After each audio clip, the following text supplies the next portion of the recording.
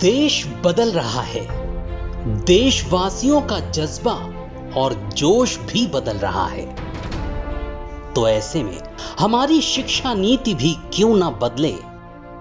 हम क्यों आधुनिक वक्त में भी पुराने और थके हुए सिस्टम के आधार पर अपने देश के भविष्य को शिक्षित करते रहें। तो 34 साल के बाद आखिर ये दिन आ ही गया है।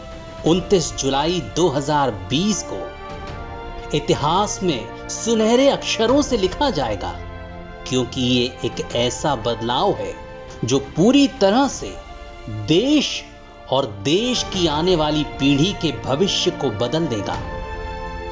नई शिक्षा नीति में स्कूल के बस्ते, प्री प्राइमरी क्लासेस से लेकर बोर्ड परीक्षाओं, रिपोर्ट कार्ड, यूजी एडमिशन के तरीके, एमफिल तक बहुत कुछ बदल गया है।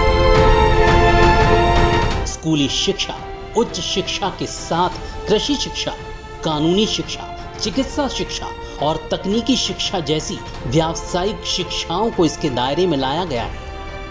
उद्देश्य है छात्रों को पढ़ाई के साथ साथ किसी लाइफ स्किल से सीधे जोड़ना। अभी आर्ट, म्यूजिक, क्राफ्ट, स्पोर्ट्स, योग जैसे विषयों को को करिकुलर एक्टिविटीज या एक्स्ट्रा करिकुलर एक्टिविटीज के तौर पर पढ़ाया जाता है, लेकिन अब ये भी मेन सिलेबस का ही हिस्सा होंगे।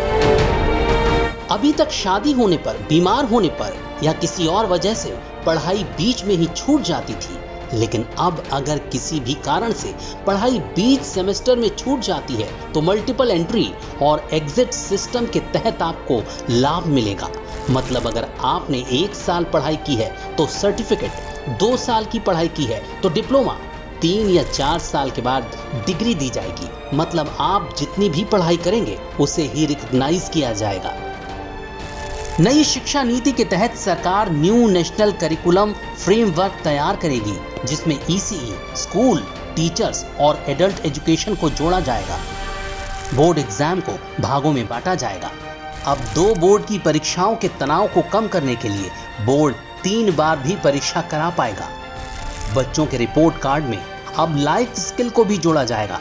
मसलन अगर स्कूल में किसी छात्र ने कुछ रोजगार परक सीखा है तो इसे आपके रिपोर्ट कार्ड में जगह दी जाएगी, जिससे बच्चों में लाइफ स्किल्स का भी विकास हो। स्कूली शिक्षा से निकलने के बाद हर बच्चे के पास लाइफ स्किल भी होगा, जिससे वो जिस क्षेत्र में काम शुरू करना चाहे आसानी से कर पाएगा।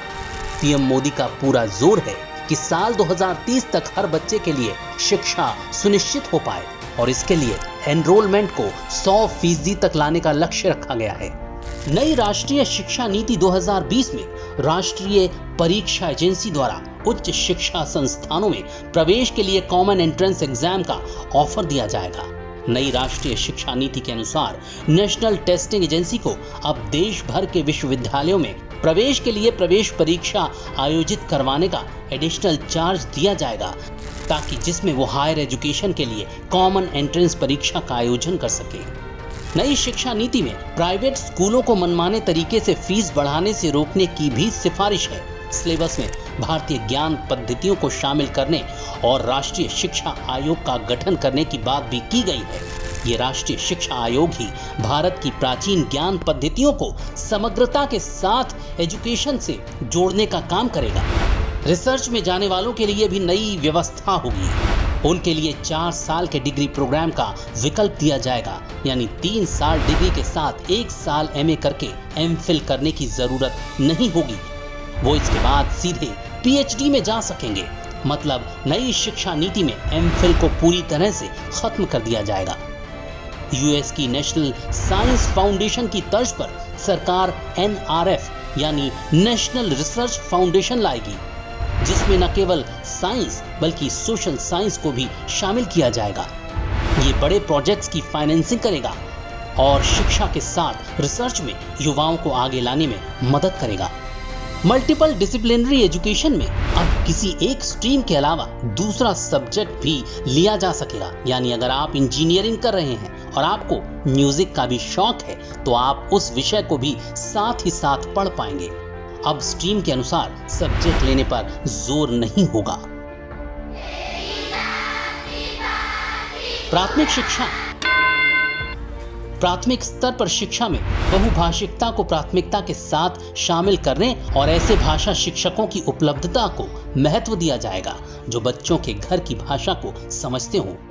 इसीलिए पहली से 5वीं तक जहां तक संभव हो पाए मातृभाषा का इस्तेमाल शिक्षण के माध्यम के रूप में किया जाएगा।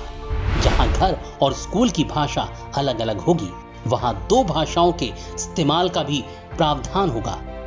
स्कूली शिक्षा 3 लैंग्वेज बेस्ड होगी। लड़कियों की शिक्षा जारी रहे इसके लिए उनको भावनात्मक रूप से सुरक्षित वातावरण देने का सुझाव दिया गया है। इसके लिए कस्तूरबा गांधी बालिका विद्यालय का विस्तार 12वीं तक करने का भी सुझाव है। पहली व दूसरी कक्षा में भाषा व गणित पर जोर दिया जाएगा, वहीं चौथी और 5वीं के बच्चों में लेखन पर जोर होगा। इसके लिए भाषा सप्ताह, गणित सप्ताह व भाषा मेला या गणित मेला जैसे आयोजन किए जाएंगे। पुस्तकालयों को जीवंत बनाया जाएगा। बच्चे स्टोरी टेलिंग, रंगमंच, ग्रुप स्टडी, पोस्टर और डिस्प्ले से भी सीखें। ऐसी व्यवस्था होगी मतलब बच्चों को सिर्फ किताबों पर ही निर्भर नहीं रहना होगा, उनके बस्ते का बोझ भी कम होगा। अर्ली चाइल्डहुड केयर और एजुकेशन के लिए करिकुलम NCERT द्वारा तैयार होगा। उसे 3 से 6 साल के बच्चों के लिए डेवलप किया जाएगा। इसमें बेसिक शिक्षा के लिए फाउंडेशनल लिटरेसी एवं न्यूमरेसी पर नेशनल मिशन शुरू किया जाएगा।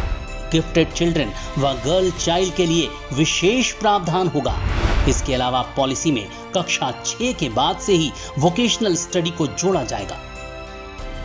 कंप्यूटर, लैपटॉप व फोन पर विभिन्न ऐप का इस्तेमाल कर शिक्षण कार्य को रोचक बनाया जाएगा। बदलाव सिर्फ शिक्षा में ही नहीं, शिक्षकों के लिए भी किए जाएंगे। शिक्षकों को गैर शिक्षण कार्यों से मुक्त किया जाएगा। शिक्षण के अतिरिक्त उनकी ड्यूटी सिर्फ चुनाव कार्यों के लिए ही लगाई जाएगी।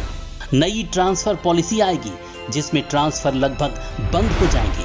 शिक्षक नियुक्ति में अब डेमो, स्किल टेस्ट और इंटरव्यू का भी महत्व होगा।